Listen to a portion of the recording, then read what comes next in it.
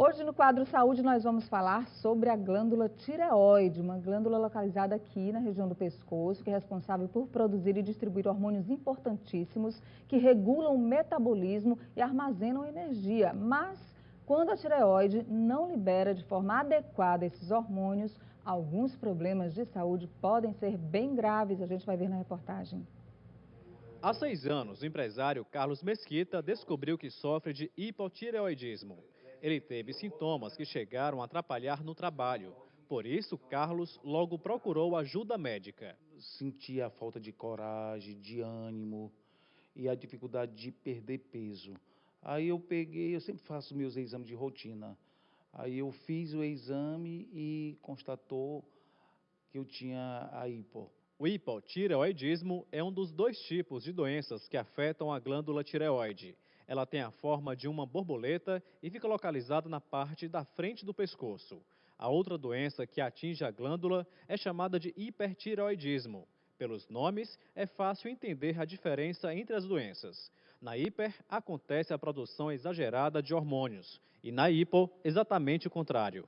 Os hormônios T3 e T4 são produzidos pela tireoide. Estes hormônios são levados pelo sangue para todo o corpo. Eles são importantes porque são responsáveis pelo equilíbrio do armazenamento e gasto de energia.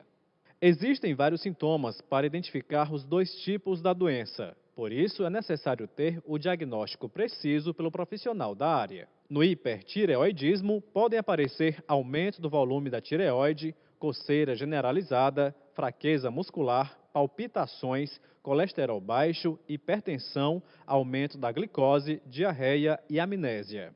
Já no hipotireoidismo, a pessoa pode sentir fraqueza, cansaço, diminuição do suor, perda de cabelo, pele seca, aumento do colesterol, anemia, prisão de ventre e dificuldade de concentração. É o caso de Carlos Mesquita. Ele explica que, inclusive, muita gente pode confundir a doença com depressão. É bom a pessoa ir no médico, fazer os seus exames para saber, porque o sintoma é esse, é a falta de coragem, de desânimo. E eu sentia também as unhas ressecadas, o cabelo, também foi um dos sintomas também que eu observei em mim. Muito importante ficar atento a esses sintomas e procurar logo um médico endocrinologista, que é o especialista nessa área. Nós estamos recebendo aqui um deles, é o Dr. Wallace Miranda, mais uma vez aqui no Notícia da Manhã. Obrigada, Dr. Wallace, Bom dia, pela Nádia. presença. Bom dia, Piauí. Bom dia para o senhor. Para verificar as disfunções da tireoide que são relacionadas à produção do T3 e do T4 especificamente, só com o exame de sangue dá para saber? E aí junta com esses componentes clínicos, né, os sintomas apresentados pelo paciente no consultório? É, isso mesmo. Como foi bem comentado na reportagem, né, tem esse quadro clínico apresentado pelo paciente. Lembrando que a tireoide, assim como outro órgão ou outra glândula, ela pode possuir várias doenças. No que foi comentado na reportagem, seria um problema na função tireoidiana, ou seja, ela funcionando mais ou funcionando menos. Nesse caso, o hipotireoidismo e o hipertireoidismo. Tem esse quadro clínico apresentado, os exames laboratoriais eles ajudam a definir qual o tipo mesmo, até por vezes pode confundir com outras doenças, essa sintomatologia, como comentado na reportagem, a depressão. O hipotireoidismo ele traz sintomas depressivos, ele provoca sintomas depressivos. Principalmente ligados a essa fadiga, esse desânimo, falta de coragem, foi narrado aí pelo personagem também. Isso mesmo. Os hormônios produzidos pela tireoide, eles são hormônios muito pequenos. Esses hormônios são capazes de atravessar a membrana celular, a membrana nuclear, agem diretamente no núcleo das células de praticamente todas as células do organismo, controlando esse metabolismo.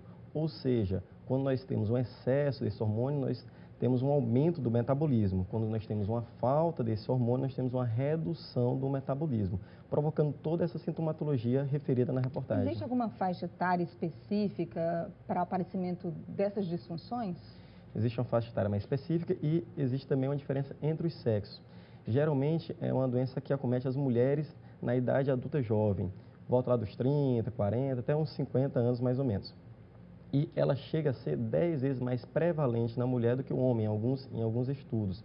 E é uma patologia, o hipotireoidismo especificamente, é uma patologia que antigamente era mais associado no Brasil à deficiência de iodo. Atualmente a principal causa é uma doença autoimune, ou seja, nosso próprio organismo produz anticorpos contra a tireoide, provocando esse hipotireoidismo.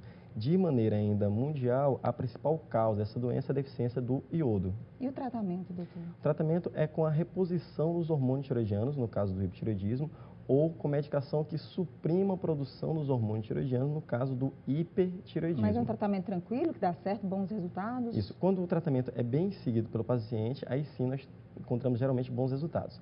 Quando, no caso do hipertireoidismo, mais especificamente, o tratamento medicamentoso, às vezes não dá certo, aí sim que podemos passar para um tratamento mais agressivo, como, por exemplo, a cirurgia ou uma iodoterapia, um tratamento com iodo radioativo. Aqui a Flávia da Pissar pergunta se perda de peso está relacionada à disfunção da tireoide. Perda de peso pode estar associada à disfunção tireoidiana. Nesse caso, seria mais comum no hipertireoidismo do que no hipotireoidismo, devido ao metabolismo mais aumentado.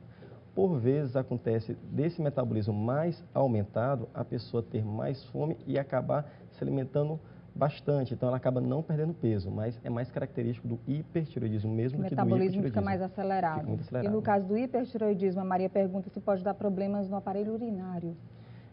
Especificamente no aparelho urinário, como infecções, não é tanto mais associado. De maneira geral, pode diminuir um pouco o metabolismo, por exemplo. Então, pode diminuir um pouco a imunidade do paciente. Então, assim, levar a outras doenças. Afeta o organismo de maneira geral.